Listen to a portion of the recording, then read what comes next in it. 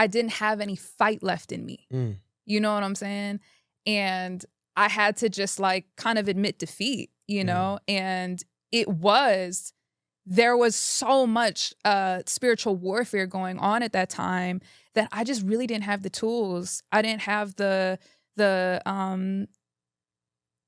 I was so depleted. My soul was so depleted. And I just kind of had to wave a white flag. You know what I'm saying?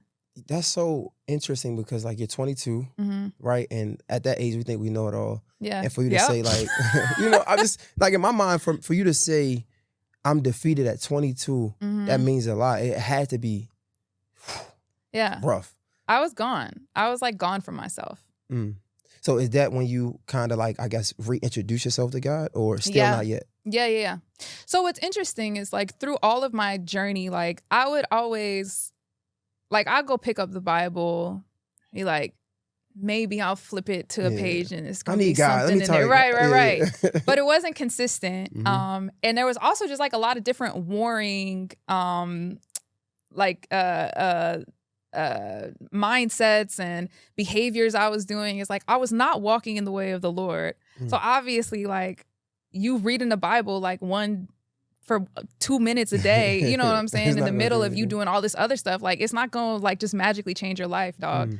So I always knew like, okay, run to the Lord, like, you know, do it for real this time. But then I would, you know, fall off and, you know, wasn't around godly community, wasn't around people who, you know, were encouraging me really in that way. And so I really think ultimately it's like God allowed it all to happen for me to be redirected. You know what I'm saying? And I needed to be quiet for a season for me to really hear him, you know? And it was tough for me to have to make that decision and felt like a failure. And, you know, I can only imagine. Because like you said, at 22, you feel like I'm grown. I got to figure I'm not going back home. Like, I don't need them. Like, I'm going to show them. I'm going to prove to them. Bruh, wrong. Like, I needed my mommy, bro. And thank God I had a home to go back to where nobody made me feel bad about it. They were just there to embrace me and love me. And, you know, God really encountered me during that time. So ultimately, I'm so grateful for the journey that it's been, but it did get rough. Like it got really, really painful. And I did not think I was going to make it out, but now God. we're here, right? Yeah. You're doing all these interviews and it's double nuts. wars. Going viral. It's crazy, right? It's up and it's stuck, literally. It's crazy. Yo, so, because I asked you this before and you said it's a heart posture, like when you hear God.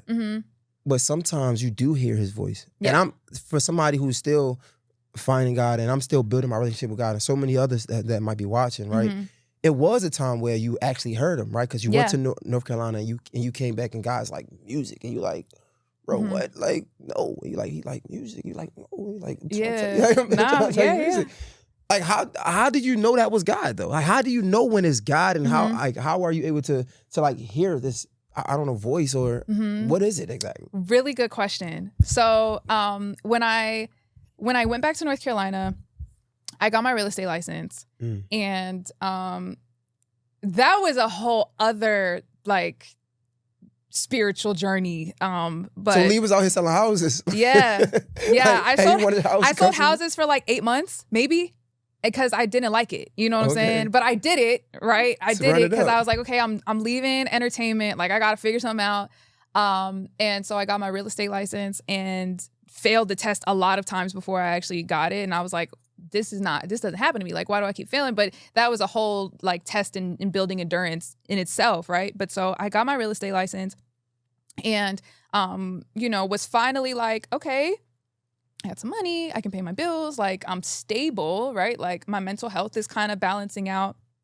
And I went and I told my dad one day, I was like, you know, I'm in the most like stable place I've ever been, right? In all these areas, financially, mental health, right? But I'm the most lost I've ever been. And he was like, you know, I had to let you go through your process. And, you know, because can't nobody really tell me nothing, right? So my dad was like, I had to let you go through your process, but I thought you gave up on music too abruptly. Like, I don't think you were supposed to stop doing music. And I was like, oh, Dad, like, I can't do it, you know? And he was like, just sing. Because I went back to North Carolina. I wasn't even singing to myself. I wasn't listening to music in the car. Like, it was quiet.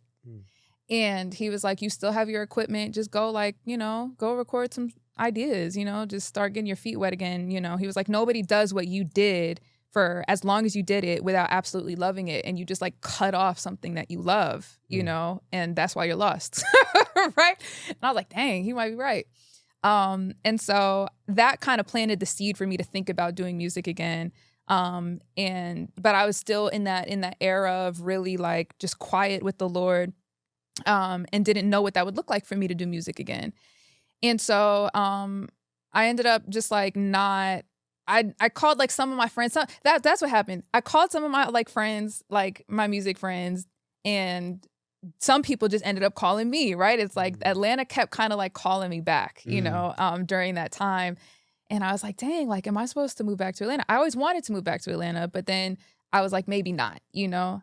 And I ended up like getting another job and was thinking about maybe moving to Charlotte and all kind of stuff. And then I ended up getting an opportunity to move back to Atlanta. And the night before I moved back, I'm just like, it's, again, quiet. I feel like I keep saying quiet, but that was what it was. My world was very, very quiet at the time. And I'm sitting in my bed, just like weeping tears of joy for like the way that the Lord has like healed me, you know, in so many ways during that time. And I asked him out loud, God, what do you have for me when I move back to Atlanta? And like that was the first time I think I really felt the Holy Spirit redirect me in prayer. And I felt redirected because that question was kind of like more like self-serving. The question that I was redirected to ask was, what do you need from me when I get back to Atlanta? And like a movie, I heard the voice of the Lord and felt the presence of the Lord on my left side, like laying there in the bed in the dark, crying. And I heard the Lord say music. And I trembled, right? Because I'd never heard the Lord that clearly. Like there was no mistaking it, right? And I was like, so I was shook from the encounter. And then I was shook because I was like, but what, how? You know what I'm saying? Like, I've given my life to you. I don't want to go back to like doing what I was doing. I don't want to be the old me. I don't want to go to the hookah lounges no more. You know, I was like, how do I do this? You know? And that was really like something I just had to trust him with. And then within 2 weeks of me being back here, it all made sense. I started getting exposed to like the really dope things that are happening in the CHH space in Atlanta, you know, and it's just kind of been, that was my reintroduction to music.